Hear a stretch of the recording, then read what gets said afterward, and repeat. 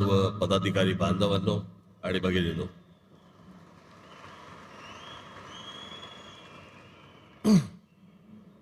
सर्वप्रथम मी आपणा सर्वांना या दिवाळीच्या मनपूर्वक शुभेच्छा देतो.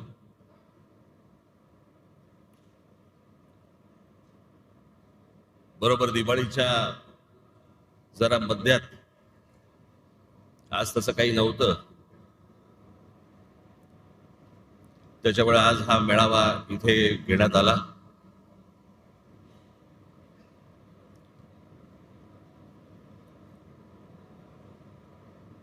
हा जरा तातडीचा मेळावा, हा तुम्हाला सर्वांना बोलून घेण्याचा कारण, अरे आवाज मागचा बंद होईल का रे?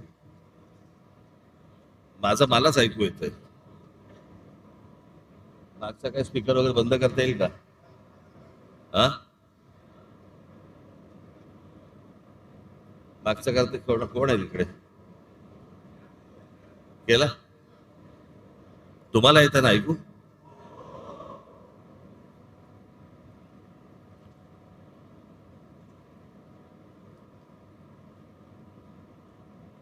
यावेळेची जरा जेव्हा लागेल तेव्हा आणि जेव्हा आपण ठरवू तेव्हा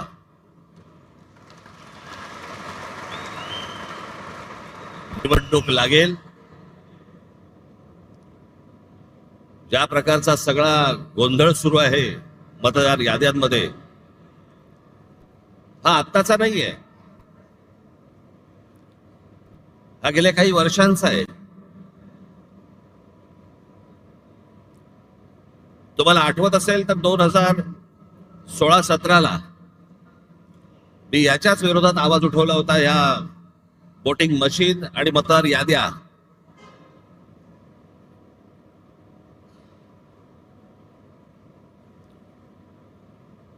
त्यावेळेला आपल्या MIG क्लबमध्ये तिकडे पत्रकार परिषद पण झाली होती. सगळ्या पक्षाचे सगळे लोक पण तिकडे आले होते.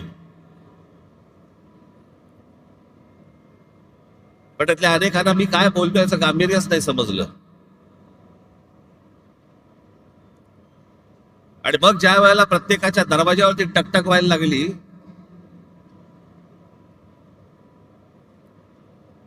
त्यावेळेला कळून चुकलं की काय प्रकार सुरू आहेत ते निवडणुकीचे.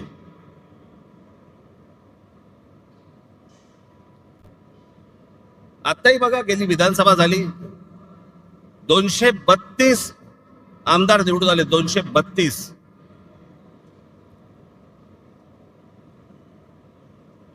232 आमदार. एवढे प्रचंड यश मिळाल्यानंतर देखील महाराष्ट्रामध्ये सन्नाटा होता. कुठे विजय मिरवणुका नाहीत, कुठे जल्लोष नाही, काही नाही, सन्नाटा. म्हणजे मतदार तर अवाक झालेच होते, निवडून आलेले पण अवाक झाले होते. निवडून आलेल्या लोकांनाही समजायला कसा निवडून आलो.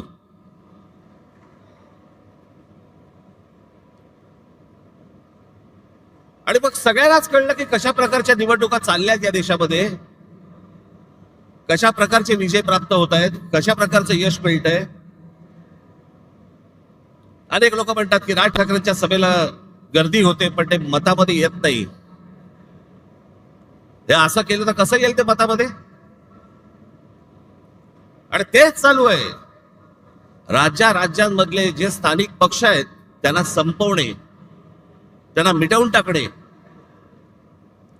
आणि अशा मतदार याद्या तयार करायच्या, सगळी माणसं घुसवायची. मला तर आता कळलंय, अगदी खात्रीलायकरित्या समजलेली गोष्ट तुम्हाला सांगतो की आत्ताच्या या होणाऱ्या निवडणुकांना त्यांनी 1 जुलैला यादी बंद करून टाकली. त्याच्या अगोदर काही काम, म्हणजे विधानसभेच्या विधानसभेला तर होतेच भरलेले, त्याच्यानंतर जवळपास 96 लाख खोटे मतदार महाराष्ट्राच्या यादीत भरलेत. मुंबईमध्ये असेच 8-8.5 लाख, 10 लाख. ठाण्यामध्ये असेच 8-8.5 लाख. पुण्यामध्ये भरलेत, नाशिकमध्ये भरले, प्रत्येक शहरांमध्ये, प्रत्येक गावागावामध्ये भरलेले आहेत.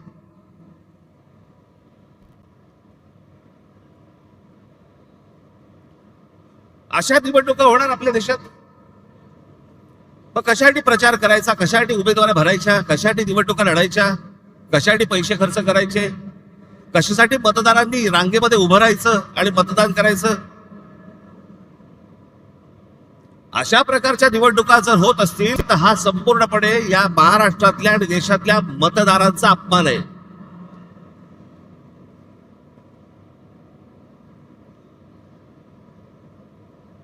तुम्ही मत द्या नाही तर नका देऊ. मॅच फिक्सिंग झालेलं आहे, मॅच सेट आहे.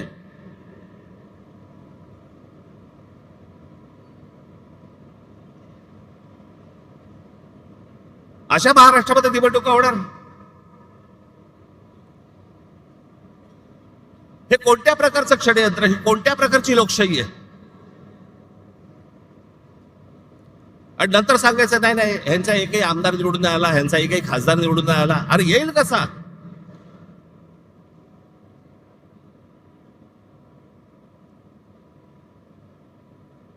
जर मतदार याद्यांमध्ये तुमची गणितच जर समजा सगळी सेट करून ठेवणार असाल, तुम्ही मतदान करा नाही तर नका करू. रिझल्ट अगोदर ठरलेला आहे.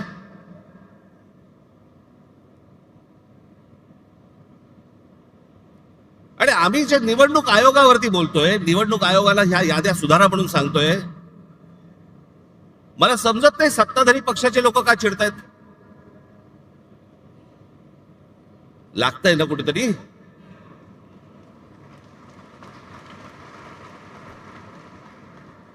आम्ही निवडणूक आयोगाला प्रश्न विचारले की सत्ताधारी उत्तर देतात. तुम्हाला कोणी विचारलं?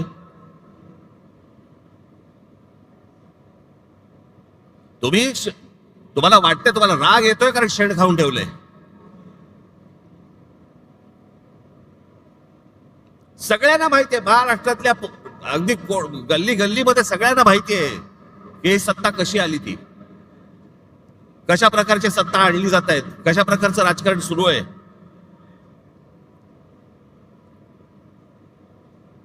बरं, हीच माणसं ज्यावेळेला विरोधी पक्षामध्ये होती त्यावेळेला आता जे मी बोलतोय तेच गोष्ट बोलत होते.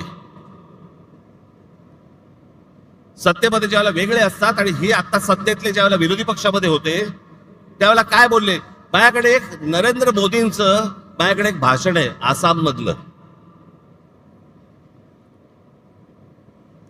त्याच्या भाषणाची शेवटची जी 10 सेकंद 15 सेकंद आहेत ना, ते नीट ऐका. लावा. मैं आज सार्वजनिक रूप से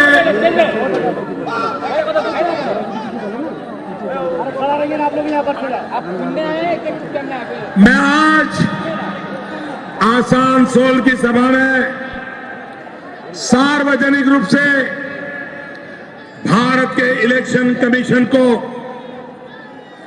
गंभीर शिकायत कर रहा हूं और मैं चाहूंगा अगर इलेक्शन कमीशन एक एम्पायर के नाते निष्पक्ष भाव से आने वाले 2 दौर के चुनाव कराने की हिम्मत रखता है तो मेरी बात को इलेक्शन कमीशन ध्यान से सुने. यहां भी इलेक्शन कमीशन के जो प्रतिनिधि होंगे, जो मेरा भाषण टाइप करते होंगे, उनसे भी मेरा आग्रह है कि तुरंत मेरा भाषण इलेक्शन कमीशन को पहुंचाया जाए. इलेक्शन कमीशन, अगर गुजरात में शांति से चुनाव होता है वो कोई इलेक्शन कमीशन की क्रेडिट में नहीं जाता है. अगर महाराष्ट्र में गुजरात शांति से चुनाव होता है क्रेडिट इलेक्शन कमीशन को नहीं जाती है. अगर शांति से चुनाव पूर्वी उत्तर प्रदेश में होते हैं, बिहार में होते हैं, बंगाल में होते हैं, कोई रिगिंग नहीं होता, कोई शिकायत नहीं होती, कोई हिंसा नहीं होती, तभी क्रेडिट इलेक्शन कमीशन को जाता है. और मैं गंभीर आरोप लगा रहा हूं, आप इन इलाकों के इलेक्शन में रिगिंग रोकने में विफल गए हैं, हिंसा रोकने में विफल गए हो, झूठे मुकदमे हमारे बाबुल पे लगाए जा रहे हैं. इलेक्शन कमीशन का काम है नागरिकों को प्रोटेक्ट करना। आप अपनी जिम्मेवारी को सही ढंग से निभाएं, इसके लिए मैं आग्रह करता हूं। मैंने उत्तर प्रदेश में भी कहा था, कुछ सीटों के मैंने नाम कहे थे और मैंने कहा था वहां लूट चलने वाली है और इलेक्शन कमीशन कुछ नहीं कर पाया। आज मैं दोबारा कह रहा हूं, इन इलाकों में, बंगाल में, बिहार में, पूर्वी उत्तर प्रदेश में यही होने वाला है। क्या इलेक्शन की जिम्मेवारी नहीं है कि शांतिपूर्ण चुनाव हो, रिगिंग ना हो, मारकाट ना हो? इतना सारा खर्चा हो रहा है, पूरा देश का मशीन आपके हाथ में है। प्रधानमंत्री से भी आपके पास इतने ज्यादा हक है, तो आप करते क्यों नहीं हो? क्या इरादा है आपका?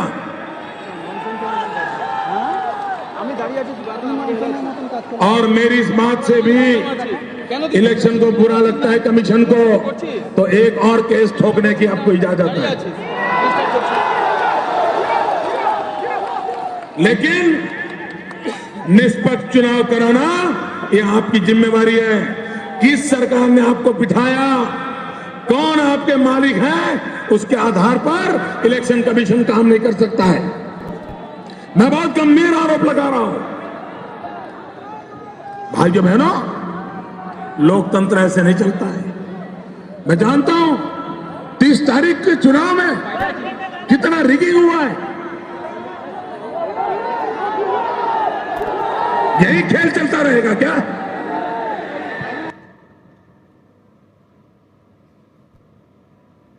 मी काय वेगळं बोलतोय?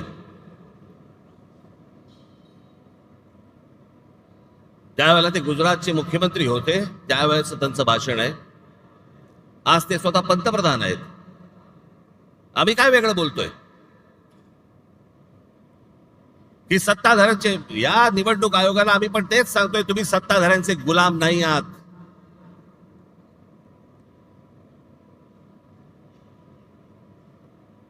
नरेंद्र मोदीजी त्यावेळेला म्हणत होते की तुम्ही सत्ताधाऱ्यांचे गुलाम नाही आहात. आम्ही आज तेच म्हणतोय.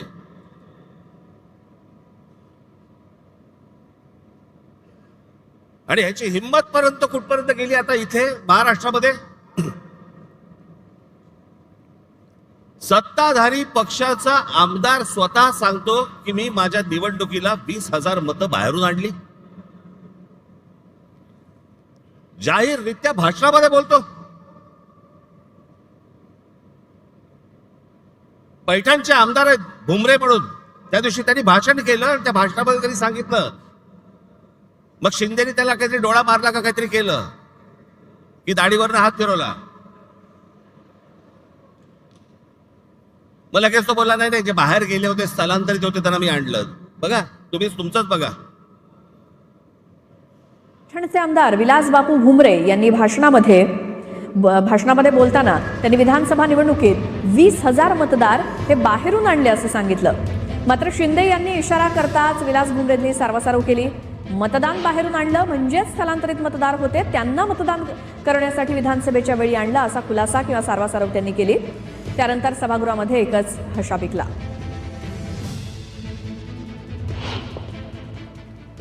विधानसभेच्या निवडणुकीमध्ये जवळपास 20,000 मतदान हे निवडणुकी टायमावर मी बाहेरून साहेब 20,000 मतदान आणलं आणि त्या निवडणुकीत मला त्या मतदानाचा 100% फायदा आला. 10 जणांना तिकीट मिळणार नाही. सर्वजण त्या पदाचे उमेदवाराचे कॅपेबल असतात. बाहेर होतो त्यांना.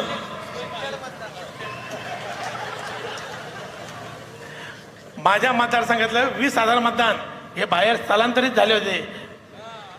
त्या लोकांना मी मतदानाच्या दिवशी घेऊन आलो असेल.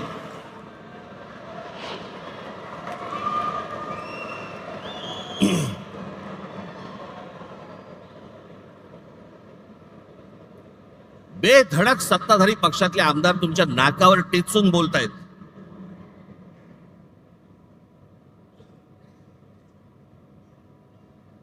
महाराष्ट्रातल्या सगळ्या मतदारांचा अपमान हे भर व्यासपीठावरती करतायत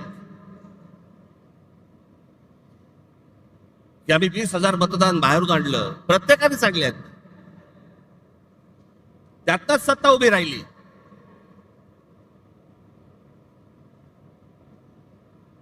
ही त्यांचीच माणसं बोलतायत.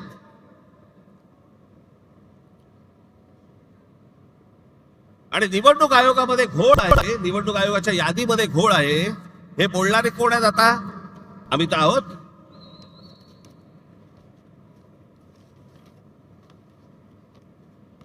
मी अजून 3 व्हिडिओ आणलेत. एक आहे सतीश चव्हाण, अजित पवार गट. दुसरे आहेत संजय गायकवाड, एकनाथ शिंदे गट. आणि तिसरे आहेत मंदा म्हात्रे, हे भाजपचे आहेत. हे तिघेही आमदार आहेत. तिघेही आमदार आहेत. हे तिघेही काय बोलतात ते ऐका. या सगळ्या संदर्भात सत्ताधारी आमदारांनी नेमकं काय म्हटलंय बघूयात. गंगापूर विधानसभा मतदारसंघात जवळपास 36,000 नावे दुबार आलेली आहेत. खरं तर मतदार याद्यांपासून ते निवडणूक निकाल लागेपर्यंत सगळे काम पारदर्शकपणे पार पडण्याचं काम हे निवडणूक आयोगानं करणं अपेक्षित आहे. त्यांच्या डिप्टीला महसूल खात्याची मशिनरी असते, परंतु ही दुबार नावे शोधण्याचं काम हे राजकीय पक्षाचे कार्यकर्ते करू लागले. विशेषतः रांजणगाव शेणकुंडी सारख्या वसाहतीमध्ये मोठ्या संख्येने मतदारांची दुबार नावे आली. मयत झालेल्या एक प्रसिद्ध व्यक्ती आहे, माजी पंचायत समिती सदस्य गंगापूर. मयत होऊन 13 वर्षे झाले. नाव आहे लोकरे रघुनाथ रखमाजी. अजूनही नाव मतदार यादीत आहे. असे हजारो मयतांचे नाव या मतदार यादीत आहेत. आगामी बुलढाण्यामध्ये जवळपास कलेक्टर साहेबांना 4,000 डबलची नावं ही बोगस असल्याचं आम्ही कळवलेलं आहे, लेखी कळवलं आहे. काल महाराष्ट्र राज्याचे निवडणूक आयोग दिनेश वाघवले साहेबांना मी फोन केला की अशा प्रकारचे बोगस नावं आहे आणि काही 30-30 वर्षापासूनचे लोक इथे राहून गेलेत, अधिकारी राहून गेलेत, त्यांचे देखील नावं तसेच आहेत आणि मृत्यू झालेले देखील. हा आकडा जिल्ह्यात जर विचार केला तर लाखापेक्षा अधिक हा आकडा आहे. आणि निवडणूक आयोग म्हणतो नाव काढू नका. अरे ही जी डबल नावं ही तुम्ही काय काढत नाही? असा कोणता या भारताचा कायदा आहे, कोणतं संविधान असतं की असे बोगस नावं तुम्ही कायम ठेवतात? मृत्यू पावलेल्यांची नावं तुम्ही टाकत नाही. 25 जुलैला तुम्ही सांगितलं की नाव काढू पण नका आणि पण टाकू नका. कालपर्यंत जे मुलं तरुण झाले, वयात आले, ज्यांना मतदानाचा अधिकार प्राप्त झाला, तुम्ही त्यांचा अधिकार हिसकून घेत नाहीये का? गेले 15-20 वर्ष जवळजवळ मी सातत्याने ही दुबार नावं असतील किंवा बोगस नावं असतील यासाठी मी कलेक्टर असतील, निवडणूक अधिकारी असतील यांच्याकडे प्रयत्न करत होते. ही ठराविक लोक असतात, ही पैसे घेऊन नोंदणी तर करतात आणि लोक इकडनं तिकडनं गावाकडनं आणून सकाळ सकाळ ते मतदान करूनही ते जातात. त्यामुळे उमेदवाराला त्याचा फटका बसू शकतो. हे सत्ताधारी पक्षाचे आमदार आहेत बरं का. आणि सत्ताधारी पक्षाचे आमदार असून देखील हे सांगतायत की बोगस मतदार भरलेले आहेत याद्यांमध्ये.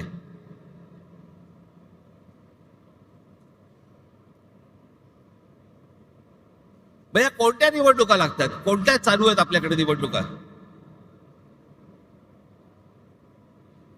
हे गेल्या 10-12 वर्षामध्ये 15 वर्षामध्येच का प्रश्न पडले?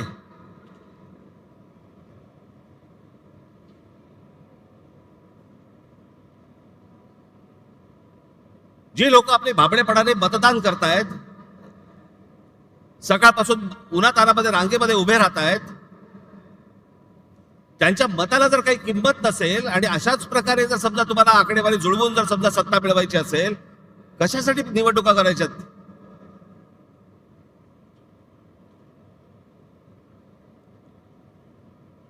आणि आता पण ह्या ज्या सगळ्या चालू आहेत, आता याच्यावरती मतदारांच्या प्रतिक्रिया काय आहेत? एक फक्त तुमच्यासाठी छोटी गोष्ट आणली, मतदारांच्या प्रतिक्रिया काय आहेत त्या फक्त ऐका. मतदारांच्या प्रतिक्रिया काय ऐकते? मतदाराच्या मताला किंमतच नाहीये. पण सर्वसामान्य शून्य माणसाला, शिकलेल्या माणसाला फार प्रॉब्लेम पडतो. प्रामाणिकपणाच नाही येत ना, तो गेला ना आपलं काय बोलत अर्थ नाही गे. जे पहिलं डुप्लिकेट मतदान आहे डबल, ते पहिलं बंद झालं पाहिजे. मग बॅलेट पेपरवर घेतला कशावर घ्या, ते दोन्ही ठिकाणी मतदान करणारच, ते त्याच्यावर कंट्रोल आणला पाहिजे, मग बॅलेट पेपरवर आलं पाहिजे. प्रत्येक वेळेला त्यांनी स्ट्रॅटेजी चेंज करतात. ह्या वेळेला मशीनद्वारे काम केलं त्यांनी, पुढच्या वेळेला त्यांनी दुसऱ्या पद्धतीने म्हणजे मतदार वाढवून कसे आणले, कारण निवडणूक आयोगाचा प्रमुख जो आहे तोच हे काम करतोय. बाहेरच्या राज्यात देशात ना बॅलेट पेपरवर आहे, मग तिथे कसं होतं, तिथे इलेक्ट्रॉनिकला पुढे गेलेत लोक, मग ते करतात, मग आपल्याकडे का नाही होत?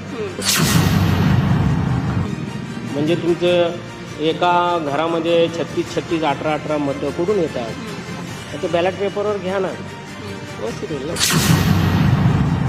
बॅलेट पेपरवर घेतल्यानंतर कसं आहे, थोडक्यात ते पारदर्शक निवडणुका होतील असं मला वाटतं.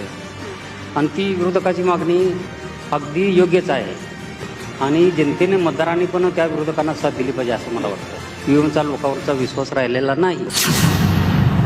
त्या दिवशी इलेक्शनचा रिझल्ट लागला त्यावेळेला लिटरली मुंबईमध्ये सन्नाटा होता की कोणी या इलेक्शनचा रिझल्ट एक्सपेक्टच केला नव्हता आणि हे फक्त मॅनिप्युलेशन्स करूनच पॉसिबल झालेलं आहे. मला वाटतं की पहिले जो काही घोळ आहे मतदार यादीत तो सगळा घोळ निस्तरून त्याच्यानंतर भले 1 वर्ष लागलं तरी चालेल, पण सगळ्या मतदार याद्या क्लिअर करूनच नंतरच इलेक्शन झालं पाहिजे. आणि सगळे जे आता आहेत न्यायालयापासून सगळे विकत घेतलेले आहेत, त्याच्यामुळे त्याला इलाज नाही आहे. कारण आत्ता फक्त जो जमाना होता, आता माझा पण 77 आहे, जो जमाना आमच्या होता आता माझ्या आता फक्त चोरी आणि सगळ्यांनी निष्ठा विकलेली. बॅलेट पेपरवरती मी सांगितलं की नाही, बॅलेट पेपरवरतीच हवं तरच हा घोळा होऊ शकतो, नाही तर शक्य नाही.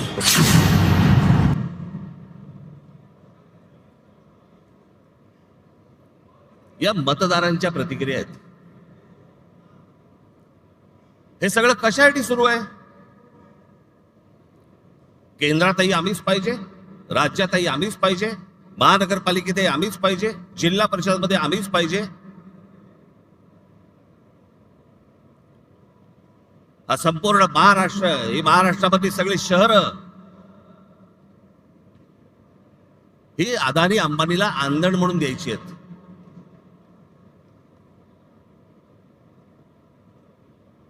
मी मागे तुम्हाला सांगितलं होतं, त्या आपल्या मीरा भाईंदरच्या माझ्या सभेमध्ये मी सांगितलं होतं की काय चालू आहे आता यांचं.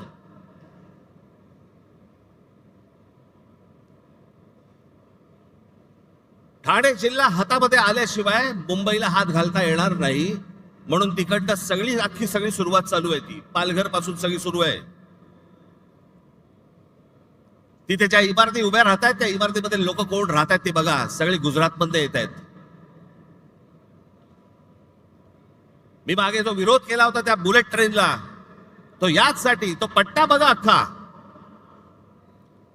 तो भौगोलिक पट्टा बघा तुम्ही. आता तिकडे वाढवण बंदर येत आहे, तिकडे आता विमानतळ येत आहे.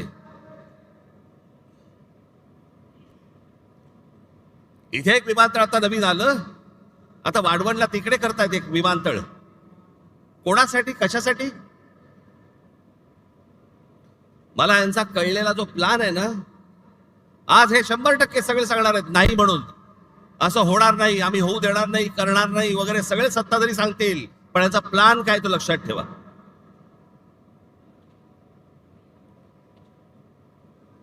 आता जे नवीन विमानतळ केलंय, हे आत्ता आपलं जे सांताक्रूजचं विमानतळ आहे, छत्रपती शिवाजी महाराज विमानतळ,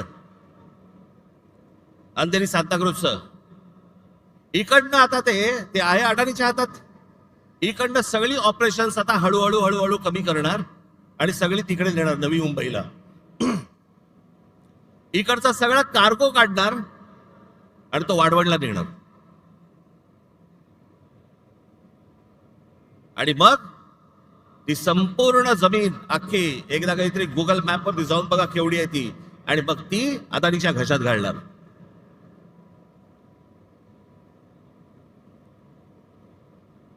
जेवढा म्हणून तुमचं अस्तित्व आहे सगळं हे मिटवायला येत आहेत. भारतीय जनता पक्षाला जे मतदान करणारे जे लोक आहेत ना, मराठी सगळे लोक, मला त्यांनाही सांगायचं आहे,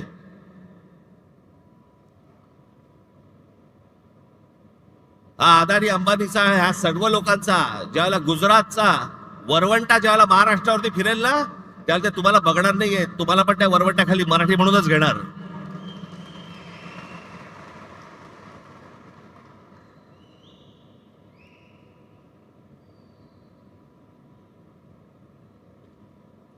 सगळ्या गोष्टींमध्ये अदानी. शस्त्र बनवायचे आहेत अदानी, वीज बनवायची आहे अदानी, टनेल बनवायचं आहे अदानी, रस्ता बनवायचा आहे अदानी, सगळं अदानी.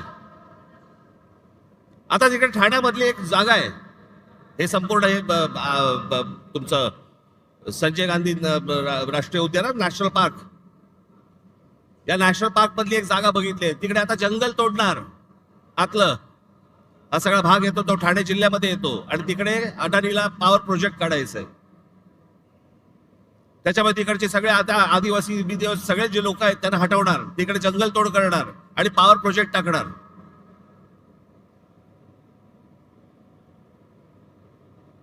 इथे पुढे ते अलिबाग, हे जे रस्ते होत आहेत ना, एवढं लक्षात ठेवा, मी प्रगतीच्या आड येणारा माणूस नाही. पण मुंबईमध्ये, ठाण्यामध्ये, महाराष्ट्रामध्ये होणारी प्रगती ही जर मराठी माणसाच्या थडग्यावरती होणार असेल, मी खपवून घेणार नाही. तुम्हाला वाटत असेल की हे सगळे रस्ते जे बांधले जात आहेत, सी लिंक पासून ते अटल सेतू पासून सगळ्या गोष्टी तुमच्यासाठी नाही येते. हे जे सगळे जमिनी घेत सुटलेत ना उद्योगपती, त्यांच्यासाठीचे रस्ते आहेत ते.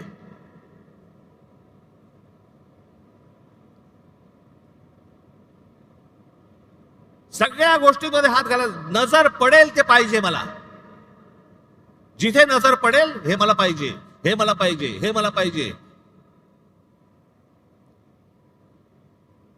आणि आमच्याकडे कुंपणच शेत खात आहे. आमचीच मराठी माणसं यांना जमिनी मिळवून देत आहेत.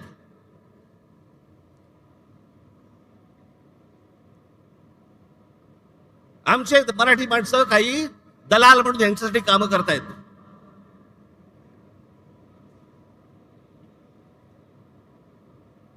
केंद्र तर आहेच हातामध्ये, राज्य तर आहेच हातामध्ये.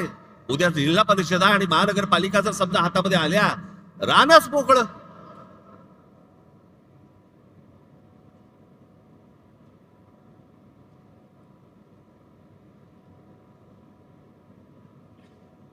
हे काही सहज चालू नाहीये, हे सगळं प्लॅन्ड आहे. हे इतक्या वर्षापूर्वीची जे सगळ्या गोष्टी आहेत ना, ज्याच्यासाठी संयुक्त महाराष्ट्राचा लढा झाला,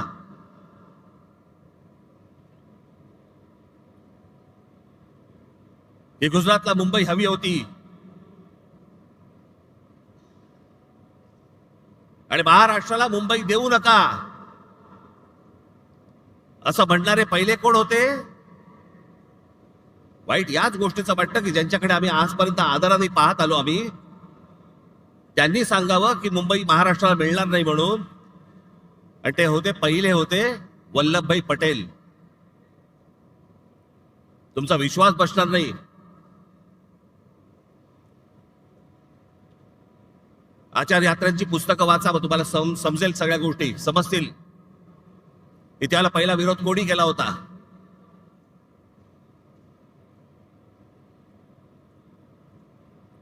हे आत्ताच नाहीये, हे जुनं आहे. हे आत्ता फक्त सगळ्यांच्या साहाय्याने ते कर देत आहेत आणि त्याच्यासाठी बोगस मतदार भरले जात आहेत, जेणेकरून ह्याच्यातनं सगळे खासदार आमचे, आमदार आमचे, जिल्हा परिषदा आमच्या, महानगरपालिका आमच्या, नगरपालिका आमच्या, सगळे एकदा हातामध्ये आलं. तुम्ही काय करणार आहात? नंतर काय करू शकता तुम्ही? नंतर काही नाही. एकदा हाताबंद गेलं, जमीन एकदा हाताबंद गेली, परत येत नाही. आणि जमीन हेच तुमचं अस्तित्व आहे. ते एकदा हाताबद्द गेलं, त्याच्यासाठीची ही सगळी रचना आहे.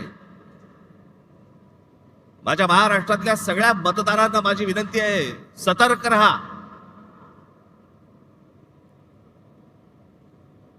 आणि म्हणून मी तुम्हाला आज सर्व यादी प्रमुखांना इथे जे मी बोलवलंय, सगळ्या गोष्टी टप्प्याटप्प्याने होणार, बरोबर होणार.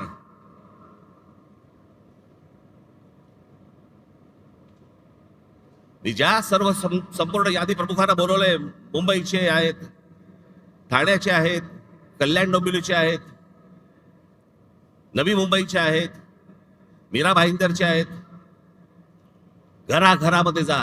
माझी मतदारांनाही माझी विनंती आहे की आमचे लोक ज्यावेळेला येतील, इतर सहयोगी पक्षांचे पण लोक ज्यावेळेला येतील, त्यांना सहकार्य करा. एका घरामध्ये 800 माणसं भरली जात आहेत, नावं दिली जात आहेत. 700 माणसं, 800 माणसं, 1000 माणसं, 500 माणसं जे मतदार नाही आहेत, पण अशी सगळी खोटी नावं भरून हे निवडणुकांना सामोरं जायचं म्हणतायत.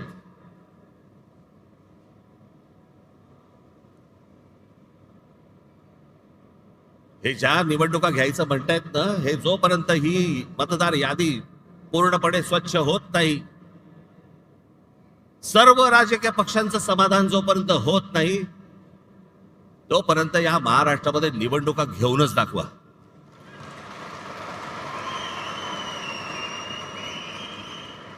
या महाराष्ट्रातल्या निवडणुका शांततेने पार पाडायच्या असतील, पहिली ती मतदार यादी स्वच्छ करा. जो मतदार आहे त्याचा आदर करा. जो खरा मतदार आहे त्याला मतदान करू द्यात. कोण सत्तेवरती येईल आणि कोण पराभूत होईल याच्याशी मला कर्तव्य नाही, पण जे मतदान होईल ते खरं होईल, या दृष्टिकोनात निवडणुका झाल्या पाहिजेत.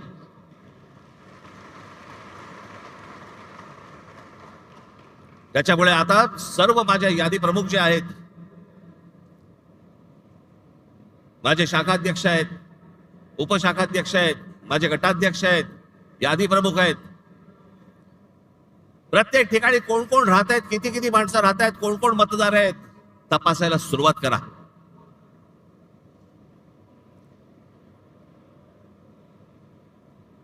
हे जे या लोकांनी शेड खाऊन ठेवलं ना, सगळ्या गोष्टी बाहेर येतील, बरोबर बाहेर येतील. येतातच आहेत, सगळेजण आणतातच आहेत.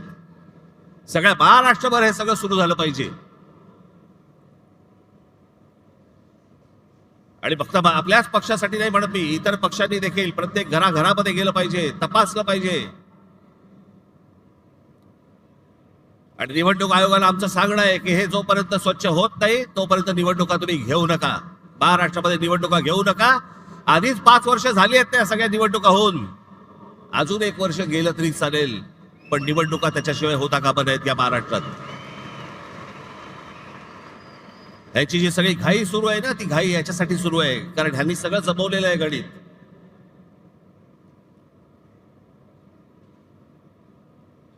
पुढे या सगळ्या गोष्टींचं पुढे कसं कसं जायचंय, कुठे कुठे जायचंय, ह्याचे प्रत्येकाचे टप्पे ठरलेले आहेत, योग्य वेळी सांगणार. पण आज 3 वाजता एक सर्वपक्षीय पत्रकार परिषद आहे, ज्याच्यामध्ये शिवसेनेचे लोक असतील, आमचे लोक असतील, राष्ट्रवादी काँग्रेसचे लोक असतील, सर्वच पक्षाचे लोक असतील. सत्ताधारी पक्षाच्या लोकांना पण यायचं असेल तर येऊ शकतात.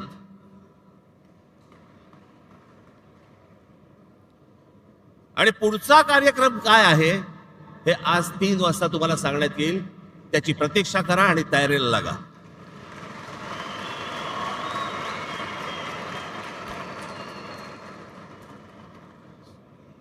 जिथे जिथे तुम्हाला शक्य होईल तिथे इथे सगळ्या गोष्टींची तयारीला लागा तुम्ही. हे तुम्हाला आज 3 वाजता तुम्हाला समजेल. ही पत्रकार परिषद होईल त्यावेळेला.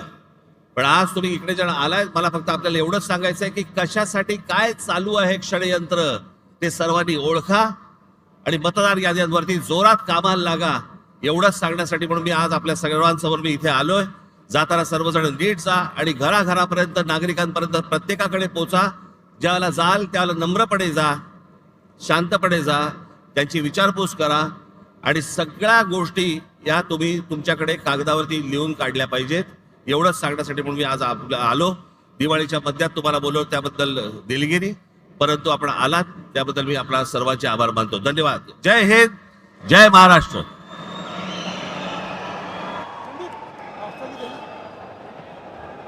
कृपया राष्ट्रगीताला सगळ्यांनी उभं राहावं.